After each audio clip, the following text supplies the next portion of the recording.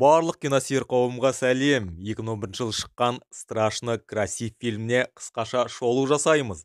Хан кино канал сіздермен бірге. Арнада тек қана үздік фильмдер мен сериалдар. Қазақша контентті қолдау мақсатында арнаға жазылыңыз, және сіз әрқашанда не көру керектігін білетін боласыз. Бір кездері бұл жігіт красавчик болатын. Міне осындай. Қыздар, сынып қалмаңдар. Бірақ кейін бәрі өзгерді. Я люблю тебя. Кайл қымбат пәтерлерде тұратын табысты миллиардер және сыртқы келбетті әлемдегі ең маңызды нәрсе деп санайды. Кайл бір сөйлеген сөзінде ұсқынсыз адамдар өмір сүруге лайықсыз. Бұл өмірде ешқашан табысқа жете алмайды деген. Бұл жігіт өзін-өзі масқара жақсы көреді екен, а? Бірақ та жұртқа бұл ұнайды. Адамдар Кайлға тамсанып қарайтын. Тек Кендра емес. Кайл реті келгенде оны мазақ қылып жүретін. Внешность важна, но не в твоем случае. Жиыннан кейін Кайл Кендраға айтқан сөздеріне өкінетінін, кінәсін өтеу мақсатында оны сауық кешіне шақырады. Кеште Кайл Кендраға: Ты правда купилась? Поверила, что я пойду с тобой. Кендра сөзіне жауап ретінде оған қарғыс жіберетінін айтады. Оның бұл сөздерінен кейін Кайлдың кәдімгідей басы айналып, өзін ыңғайсыз сезініп, тек қана сені қарғаймын деген сөздер естіліп, Кендраның елесі алдынан шыға береді. Ол сыртқа шығады, бірақ та бұл жігітке көмектеспейді. Кайл үйге келгенде оның артында манағы Кендра пайда болады.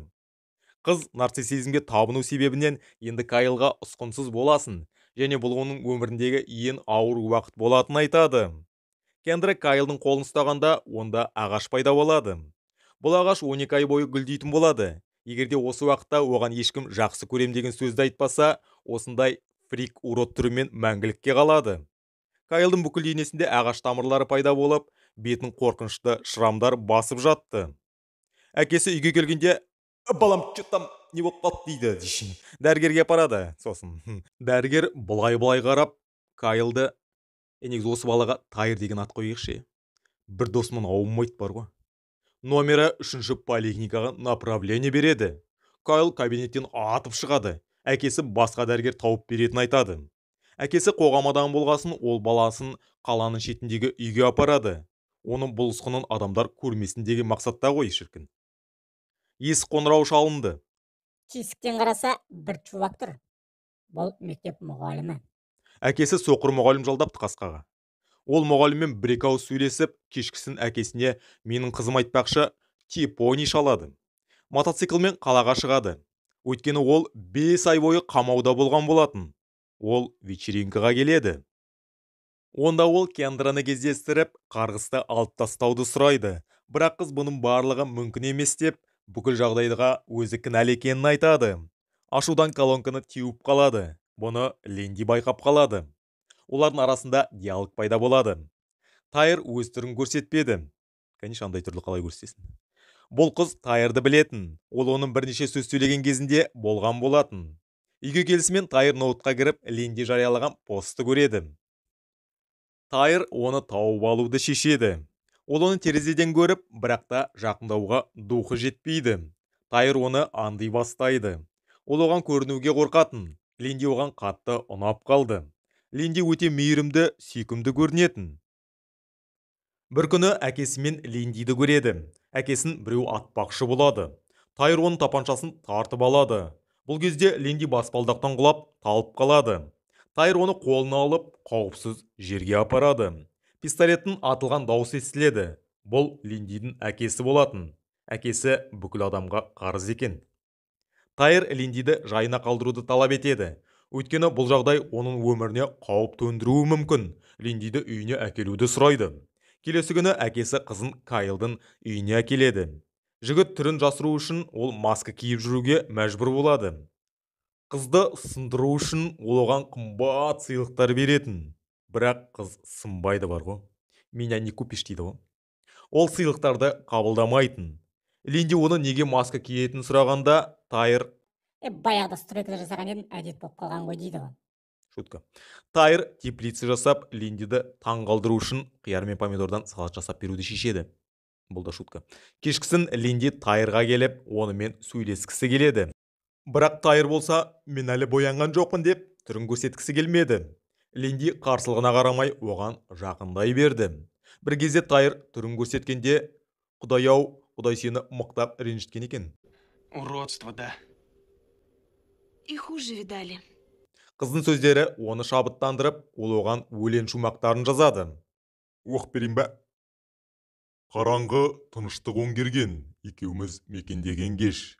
Сен шықтың арғылау бөлмеден, бұл жолы киіммен емес. Жалаңаш ақ денең көрінді, көзге от тамызған елес. Еріксіз сілекей төгілді, бұл жолы ауыздан емес. Сезімге өртендік саныстық, махаббат тұрыстық емес. Екеуміз бір талай алыстық, бұл жолы ұрысып емес. Басқаша біз кеттік білемін, басқаша жолменен дөнес. Қаттырақ ұрғылап жібердім, бұл жолы қолмен емес. Деді Тайыр Ишиш. Негізі ойнап айтам, мынандай өлеңді жазғанда ол негізі. Тайыр теплицаның құрылысын бітіріп, Линдиға түрлі гүлдерге толы бақты көрсетеді. Қияр мен помидор шықпаған болды ғой. Кайл өзі жазған шығарманы Линдиға оқып береді. Сөздері қыздың жүрегіне жеткен сияқты. Балқып отыр ғой. Олар біраз уақыт бірге отырады. Жігіттің қолындағы ағаш гүл ата бастады. Оны бір ай уақыты қалды. Осы уақытта мен сені жақсы көрем деген сөзді естімесе, ол бұл түрімен мәңгілікке қалатын болады. Тайыр Кендраны тауып алып, тағы да біраз уақыт беруін сұрайды. Кендра ол тек өзінің ойлайтын айтады. Бұл өтірік болатын. Өйткені оны соқыр мұғалім жағдайы, үй қызметшісінің өзінің баласын әкеле алмайтын жағдайы толғандыратын айтты. Бірақ Кендра өтінішін орындаудан бас тартады. Тайыр Линдиді көшеге шығуға шақырады. Ол зоопаркқа баруға ұсыныс тастады. Бұл жер оған өте ыстық. Бала кезінде ол анасынан айырылған болатын. Әкесі оны зоопаркқа апарды.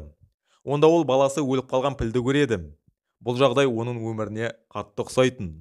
Кейде ол осында кіріп, бұл фильмді қарайтын айтады. Таң атты. Линди шаршап ұйықтап қалады. Тайыр оны орнына жатқызды. Қыздың ноутына әлі де кеткің келеді ме деген сообщение келеді. Линди кетіп қалуды жоспарлап жүр екен. Тайыр оны күштеп ұстағысы келмеді. Оған арнап соңғы кешті ұйымдастырады. Қала шетіне демалуға шақырады. Онда олар өз жанұялары жөнінде әңгіме айтты. Линди әкесінің оның өмірінің құртқанын айтып, әйелі кеткеннен кейін ол ішімдікке салынып, қарызға кіре бастаған. Кайл мен Линди керемет кеш өткізді. Кайл оны сүймекші болғанда, абыламис, оған телефон шалынады. Әкесі ауруханаға түскен. Жігіт оны пойызға шығарып салады. Ты хороший друг. Бұл жігітке ауыр тиеді. Біраз уақыт ол қыздың телефонына жауап бермейді. Бірақ ол оны мектептен тауып алып, одан кешірім сұрайды. Ол уродты жақсы көруін мүмкін емес екенін айтады. Бірақ Линди: Я люблю тебя. Бұл сөздерінен кейін қыз кетіп қалады. Бұл сөзінен кейін қарғыс алына бастайды. Уақыт өте келе ол бұрынғы қалпына келеді. Линди сыртқа жүгіріп шығып, Тайырды кездестіреді. Ол қарғыс оған жазған хаттары жөнінде айтып береді. Қыз барлығын түсінді. Олар сүйісті. Адамды адам ететін сыртқы келбет емес. Ол оның әрекеті мен ішкі жан дүниесі. Бұрында Тайыр тек өзін жақсы көрген, былай айтқанда гнилой адам болатын. Қарғыстан кейін ол көптеген жағдайға басқаша қарай бастады. Ол үй қызметшісіне ақш азаматтығын алып берді. Соқыр мұғаліміне өзі тұрған үйді берді. Өмірде барлығын ақшамен сырт келбет шешпейді. Тек жылы жүрек, мейірім, махаббат әлемді өзгертеді. Сіздермен бірге болған Хангино. Артық кетсем кешірерсіздер. Келесі көріскенше.